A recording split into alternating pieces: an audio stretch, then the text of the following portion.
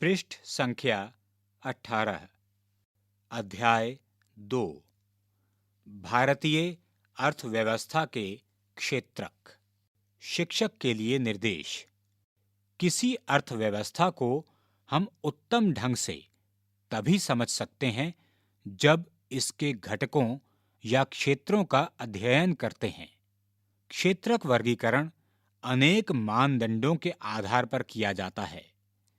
इस अध्याय में 3 प्रकार के वर्गीकरणों की चर्चा की गई है: प्राथमिक, द्वितीयक, तृतीयक, संगठित, असंगठित और सार्वजनिक, निजी।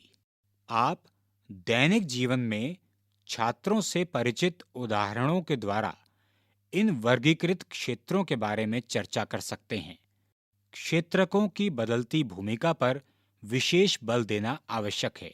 सेवा क्षेत्रक की तीव्र समृद्धि की ओर छात्रों का ध्यान आकर्षित करते हुए पुनः इन पर प्रकाश डाला जा सकता है।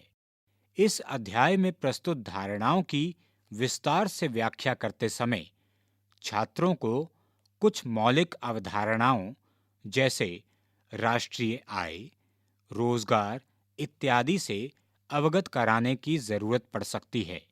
चूंकि छात्रों को इसे समझने में कठिनाई हो सकती है, इसलिए उदाहरण के द्वारा इन्हें स्पष्ट करना आवश्यक है। छात्रों को समझने में सहायक अनेक क्रियाकलाप और अभ्यास इस अध्याय में दिए गए हैं। किसी व्यक्ति के कार्य को कैसे प्राथमिक, द्वितीयक या तृतीयक, संगठित या असंगठित और सार्वजनिक या निजी क्षेत्रक में रखा जा सकता है। आप छात्रों को उनके आसपास के कामकाजी लोगों, दुकान के मालिक, अनियत श्रमिक, सब्जी विक्रेता, कार्यशाला मैकेनिक, घरेलू नौकर इत्यादि से बात करने के लिए कि वे कैसे रहते हैं और काम करते हैं तथा और अधिक जानकारी प्राप्त करने के लिए प्रोत्साहित कर सकते हैं। इन जानकारियों के आधार पर आर्थिक गतिविधियों का स्वयं वर्गीकरण करने के लिए छात्रों को प्रोत्साहित किया जाना चाहिए। क्षेत्रकों की भूमिका में परिवर्तन से होने वाली समस्याएं एक अन्य महत्वपूर्ण मुद्दा है जिस पर प्रकाश डालने की जरूरत है।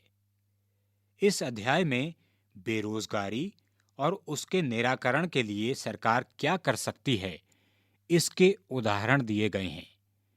कृषि के घटते महत्व और उद्योगों एवं सेवाओं के बढ़ते महत्व को छात्रों के दैनिक जीवन के अनुभवों से लिए गए अधिकाधिक उदाहरणों से जोड़ा जाना चाहिए। इसके लिए संचार माध्यमों द्वारा प्राप्त सूचनाओं का इस्तेमाल किया जा सकता है। आप छात्रों को अखबारों की महत्वपूर्ण कतरनों और विवरणों को लाने के लिए प्रोत्साहित कर सकते हैं, जिन्हें कथा पटलों पर प्रदर्शित किया जा सके और इन पर चर्चा की जा सके। असंगठित क्षेत्रक पर चर्चा करते समय कार्यरत श्रमिकों के संरक्षण जैसे महत्वपूर्ण मुद्दे पर विशेष बल दिया जाना चाहिए। आप छात्रों को असंगठित क्षेत्रक के लोगों तथा उद्यमों के पास जाकर उनकी वास्तविक जीवन परिस्थितियों का साक्षात अनुभव प्राप्त करने के लिए प्रोत्साहित कर सकते हैं। सूचना के स्रोत। इस अध्याय में सकल घरेलू उत्पाद (जीडीपी) के आंकड़े औद्योगिक उत्पादन लागत पर सकल घरेलू उत्पाद से संबंधित वर्ष 1993-94 के मूल्य के आधार पर आर्थिक सर्वेक्षण से लिए गए हैं। यह जीडीपी एवं भारतीय अर्थव्यवस्था से संबंधित अन्य जानकारियों के लिए महत्वपूर्ण स्रोत हैं।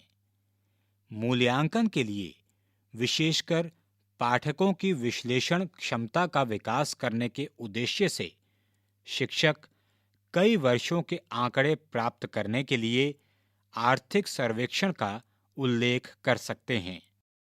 रोजगार आंकड़े राष्ट्रीय प्रतिदर्श सर्वेक्षण संगठन भारत सरकार के सांख्यिकी योजना एवं कार्यक्रम कार्यान्वयन मंत्रालय के अंतर्गत एक संगठन है। इसकी वेबसाइट http://mospi.nic.in को आप देख सकते हैं। रोजगार आंकड़े अन्य स्रोतों जैसे जैसे भारत की जनगणना में भी उपलब्ध हैं।